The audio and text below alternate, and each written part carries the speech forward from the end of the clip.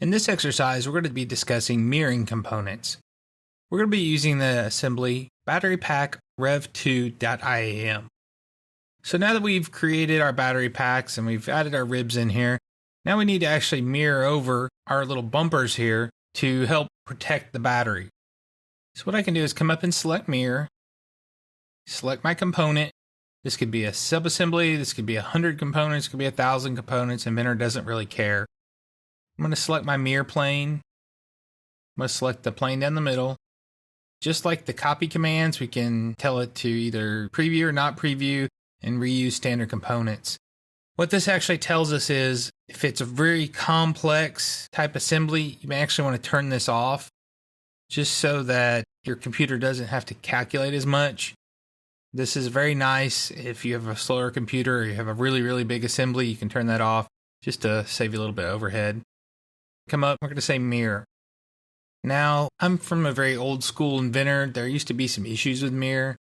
I have not seen any issues mirroring parts in the last couple releases. It seems to have worked pretty good for me.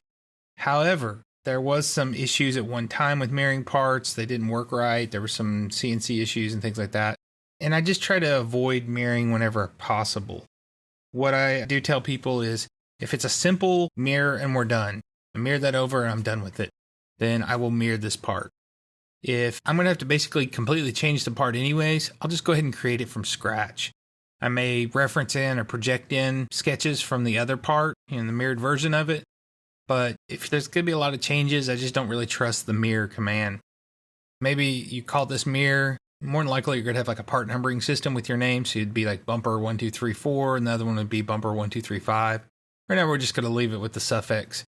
One thing you do notice is you can turn this off so that it doesn't automatically apply the suffix. You can also tell it to increment.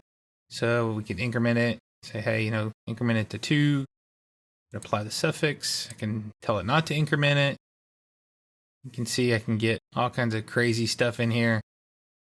In this case, I'm just going to call it bumper underscore mirror. That works fine for me. I'm going to hit OK. So now I have my bumpers in there. Next, I need to mirror it the other direction. So I hit the mirror command. I'm going to come in here. I'm going to select this. I'm going to select this. I'm going to say mirror. If I have a center plane, or for example, I know I have that work plane 1 I can use. Say next. This is going to be mirror 1 of mirror 1. This is going to be the mirror of mirror. I don't like this, but I just want to show you something real quick here. Okay. So now I have those mirrors in there. Now let's talk about this for a second. There's no reason at all to have 4 different parts for this. Yes, we have to have 2. The reason we have to have 2 is because it's flat on one side and it's wedge shaped on the other to be able to get it in there. You don't want to have that situation where you're making 4 separate molds when you can get away with 2. Ideally, we'd make this some kind of symmetrical so you wouldn't even have to worry about it. You just use 1 for everything. So what I'm going to do is I'm going to undo my mirror there. So I have the 2 mirrored. I'm going to come back to the pattern. Go to the circular pattern. I'm going to select my 2 parts. I'm going to select my circular reference. Say it's going to be 2 at 180. Hit OK. So now what you'll notice is I have mirrored this from here to here. And then I did a circular pattern on there. And what that's done is this is the standard. This is the mirror. If you rotate this around, this one over here is actually the mirror and this one's the standard.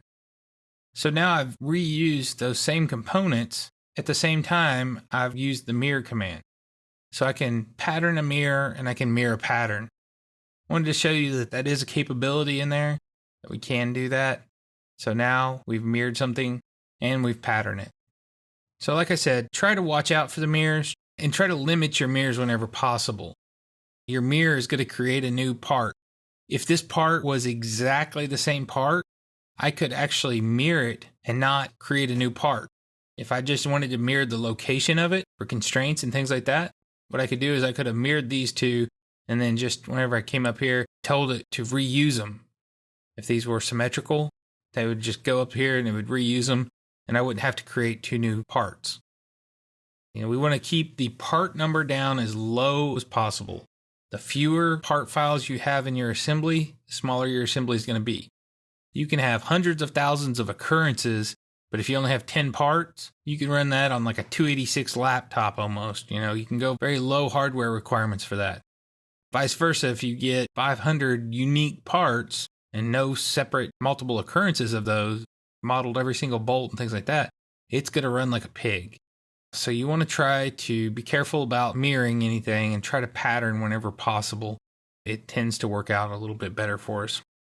Try that, see what you can come up with, and when you get done, save and close.